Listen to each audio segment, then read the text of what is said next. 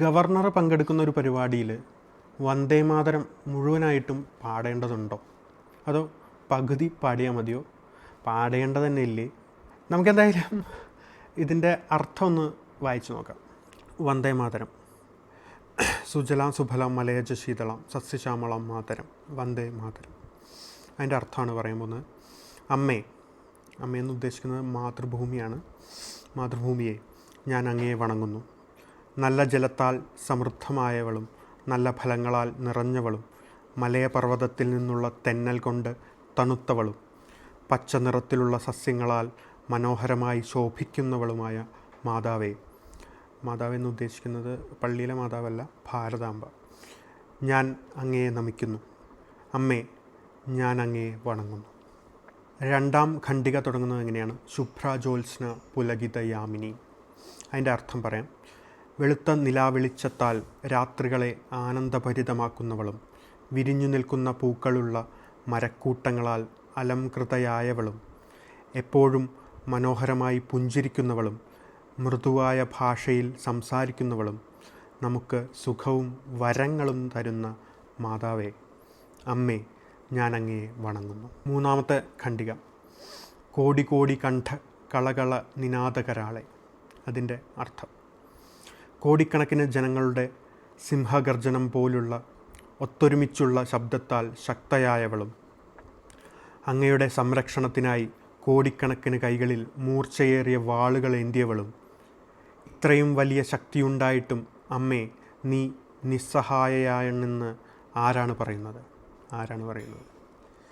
അത്യധികം കരുത്തുള്ളവളും ഞങ്ങളെ രക്ഷിക്കുന്നവളുമായ അങ്ങയെ ഞാൻ നമിക്കുന്നു. ശത്രു സൈന്യത്തെ തടഞ്ഞു നിർത്തുന്ന മാതാവേ, അമ്മേ, ഞാൻ അങ്ങയെ വണങ്ങുന്നു. ഇനി നാലാമത്തെ ഖണ്ഡിക തുമീ വിദ്യ തുമീ ധർമ്മ തുമീ ഹൃദി തുമീ മർമ്മ. അതിൻ്റെ അർത്ഥം നീയത്രേ ഞങ്ങളുടെ വിദ്യയും ധർമ്മവും, ഞങ്ങളുടെ ഹൃദയവും അന്തസ്സത്തയും നീ തന്നെയാണ്. ഞങ്ങളുടെ ശരീരത്തിലെ ജീവശ്വാസവും നീ തന്നെയാണ്. ഞങ്ങളുടെ കൈകളിലെ ശക്തിയും ഹൃദയത്തിലെ ഭക്തിയും അമ്മേ നീയാണ്.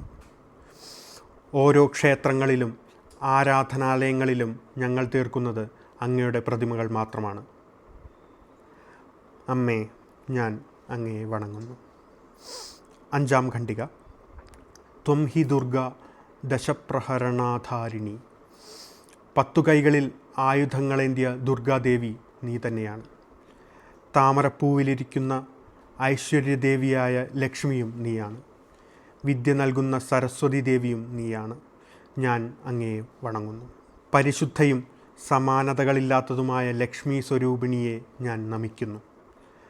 ജലഫല സമൃദ്ധിയുള്ള മാതാവേ, ഞാൻ അങ്ങയെ വണങ്ങുന്നു. ആറാമത്തെ ഖണ്ഡിക കറുത്ത മണ്ണുള്ളവളും ലളിത സ്വഭാവിയുമായ മാതാവേ, ഞാൻ അങ്ങയെ വണങ്ങുന്നു.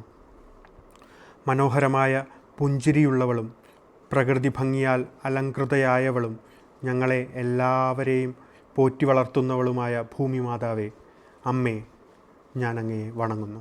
ഇന്ത്യ എന്ന ആശയത്തിൻ്റെ കാതലാണ് ബഹുസ്വരത എന്നുള്ളത്. വന്ദേമാതരത്തിൻ്റെ അർത്ഥം നിങ്ങൾക്ക് മനസ്സിലായ സ്ഥിതിക്ക് വിവാദം എങ്ങനെയാണ് ഉണ്ടായതെന്നും മനസ്സിലായിട്ടുണ്ടാവും. അപ്പോൾ ഈ വിഷയത്തെ പറ്റിയിട്ടുള്ള നിങ്ങളുടെ അഭിപ്രായം എന്ത് തന്നെയാണെങ്കിലും കമൻറ്റ് ബോക്സിൽ അറിയിക്കുക.